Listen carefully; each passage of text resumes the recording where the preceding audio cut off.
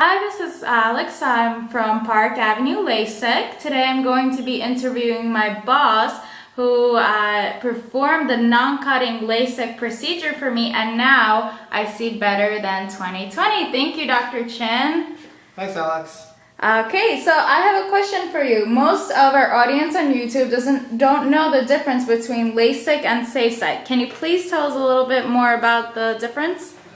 Well, Lasik is the procedure that I've done myself, and I did about 5,000 of them. You cut a flap. If you look at the cornea, you cut a flap, you lift up the flap, you laser changes the shape of the cornea, gets rid of your prescription, and then you put the flap back down. The problem is that the cutting step is dangerous, and it has complications.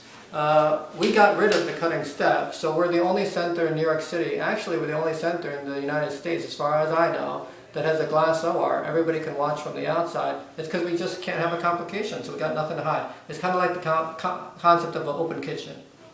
Okay, so why are there less complications in this procedure that you perform, the SafeSight?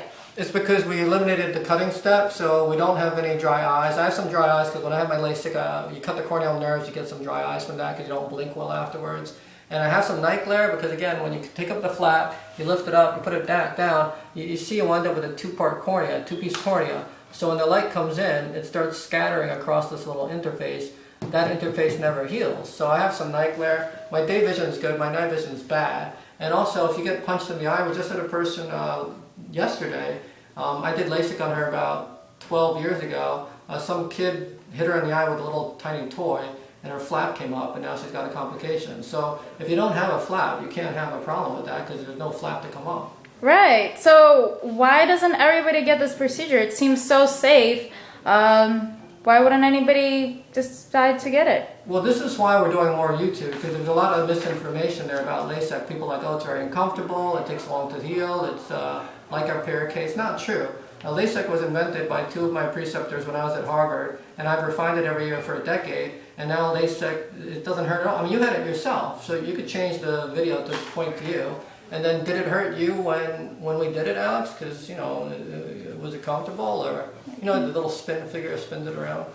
Actually, I can't do that. Oh, okay, whatever. Okay, so you could just rotate it then.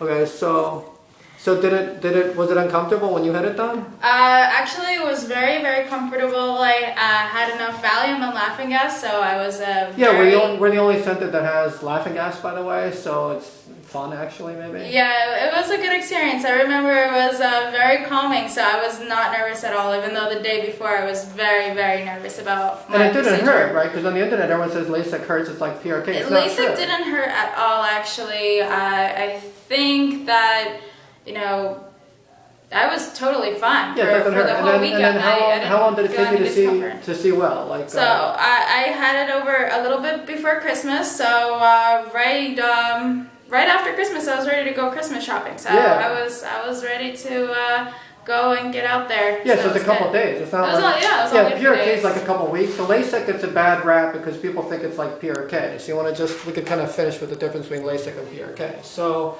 PRK is an older procedure. It was the first laser vision correction procedure 30 years ago. I did my last PRK in 1999, okay? So I had my transformation in laser vision correction as a surgeon is the same as the transformation historically, the evolution of laser vision correction. My first procedure was RK, AK, that's taking a diamond knife and cutting it. Not that accurate, okay? Then I went to laser. The first laser procedure was PRK. I did that for a few years. It hurts a lot. There's pain and scarring. I gave that up. Then I went to Lasik, which is a cutting procedure. The recovery is very, very quick. They're totally painless, but there's complications with the flap, as we discussed. Then I went to interlace, which is cutting a flap with a laser, decreases the amount of complications. You still have complications because if you get punched in the eye, that flap's coming up, okay? So it's slightly safer than LASIK, but you can't avoid the night glare and the halos and all the dry eye stuff because you're still cutting a flap. And then I went to Lasek with an E, which we call SafeSight. That's non-cutting, but it's like a PRK in the safety, but it's like a LASIK in the recovery. So it's the best of both worlds. And finally, I went to Epi-Lasek,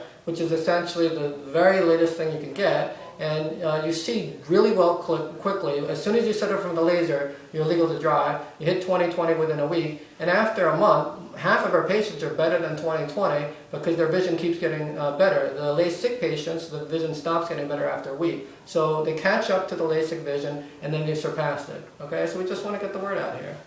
All right, thank you, Dr. Chen. We can, you guys can come in. Our consultations are absolutely free, and we can tell you whether you are a candidate for LASIK. But we do. Most of our candidates are able to get LASIK because we don't cut a flap. So. Yeah, a lot of people who can't get LASIK can get LASIK. Okay, so if you have a high prescription, thin cornea, irregular astigmatism, all these things that people say you can't get LASIK, you got to come in here because 90 times out of 100 we can do the non-cutting procedure. All right, thank you, Dr. Chen. Thanks, Alex.